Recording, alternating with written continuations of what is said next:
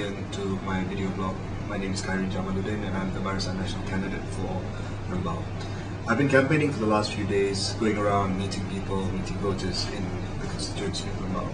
And one of the key issues that has been raised is the issue of prices, and in particular the issue of oil price and prices of essential items.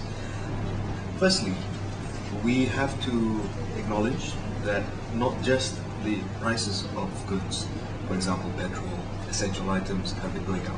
The government has done a lot to ensure that people's purchasing power is preserved, and that at the end of the day, at the end of the month, they are still able to afford a decent standard of living.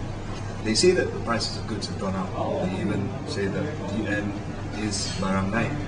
But at the end of the day, they refuse to acknowledge certain key facts. For example, that economic growth has been steadily growing up and strengthening every quarter, and last year recorded a very strong growth in terms of GDP. They forget to say that the KLCI, capital markets, are doing well. The composite index has been rising. They forgot to mention the fact that many other things have been going up north as opposed to going down south. For instance, they forgot to mention about Malaysia's trading volume, which has increased considerably, and of course our reserves, which have increased tremendously. Civil service pay has gone up. They forget to mention the fact that allowance for teachers have gone up. They forget to mention that the cost of living allowance for government servants have gone up. They forget to mention that dividends for tabung haji, for amanah saham, for bank rakyat. And you take all these things together, it actually preserves the average Malaysian's purchasing power. And this is what the government has done. And this is something not adequately reflected in what the opposition has been trying to say. What would happen to the budget deficit if the opposition won the general elections and if they came to power?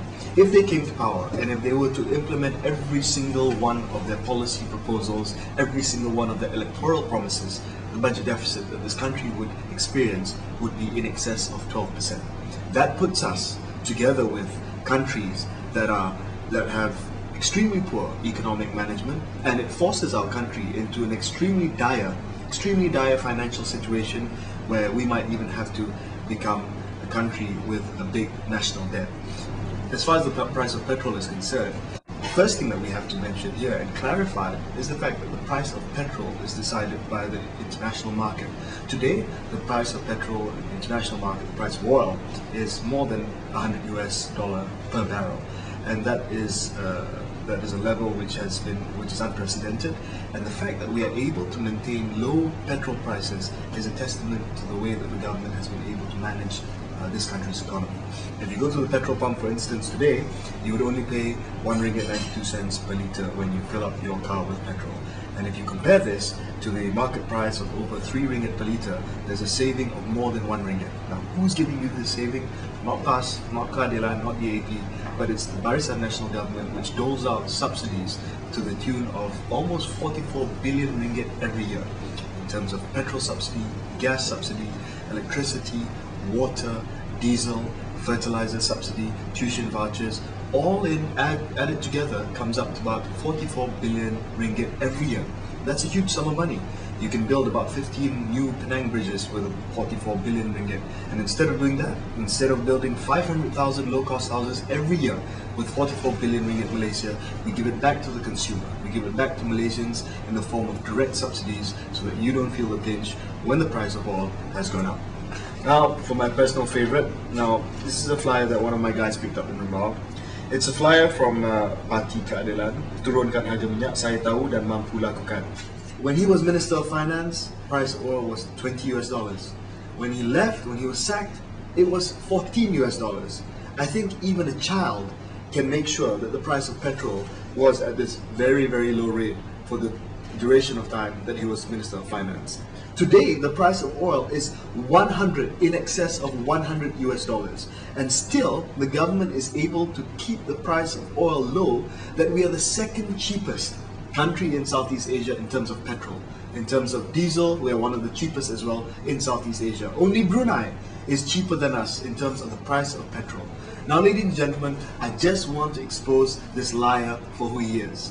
don't believe in this. When he says that he was able to keep the price of oil low when he was Deputy Prime Minister, when he was Minister of Finance, it was because the global price of oil was already very low. Today, the global price of oil is extremely high, and yet we are still able to keep it at a manageable level for everybody. It doesn't matter if you're rich, it doesn't matter if you're poor. If you go to the petrol station to fill your tank, it's still 1 ringgit 92 cents a litre, which is the second cheapest in Southeast Asia. Excluding Brunei, it is the cheapest. Cheaper than Indonesia, cheaper than Thailand, and definitely cheaper than Singapore. What we want is a responsible government. Barisan Nasional, we know how we're going to pay for it. We know how we're going to pay for it without bankrupting this country. We know how to pay for this, our policies, our programs, our promises, without necessarily causing an enormous, huge budget deficit on the government's accounts. This is the difference between a responsible government and an irresponsible opposition. What we want is a government that has been able to preserve your standard of living, even though the price of petrol is high, even though the price of oil is high, even though the United States is facing an extremely challenging year ahead because of the subprime crisis. But this is the Barisan Nasional government. This is the Barisan Nasional government which has preserved your subsidies, preserved your standard of living, and which will be able to implement our policies and our promises without bankrupting this country.